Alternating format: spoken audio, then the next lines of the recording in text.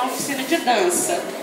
E temos também algumas maquetes expostas ali no saguão, que foram feitas durante as outras aulinhas que tivemos durante o encontro, que eles criaram a cidade de Egertópolis e representaram também o plano espiritual. Então, vou exposto lá para vocês verem.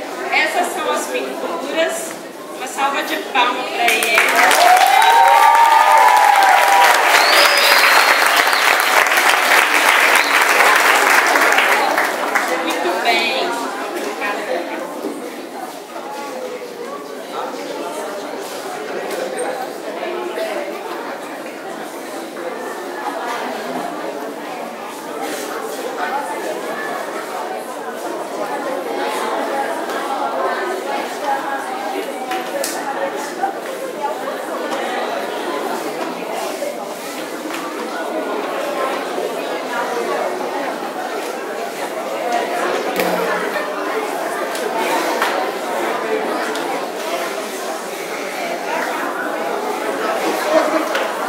...150 anos do Evangelho segundo o Espiritismo.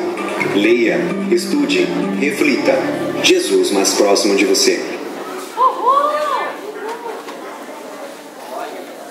Nós vamos apresentar agora, só o final, na verdade, né?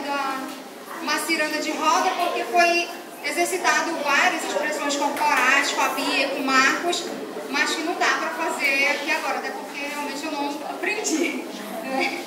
Mas nós vamos fazer agora. E eles amaram, né? Principalmente a performance da Bia lá, que acho que todo mundo ficou assim bem encantado com ela, né? Então vamos lá. 1, 2, 3.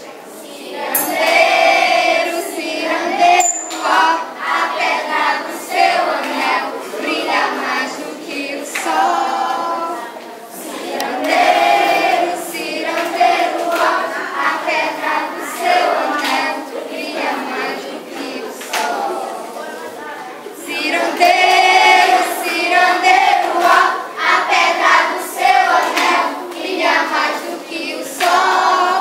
Mais rápido. Cirandeiro, cirandeiro, ó, a pedra do seu anel brilha mais do que o sol.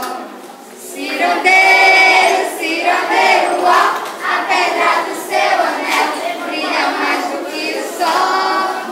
Acho que tá bom.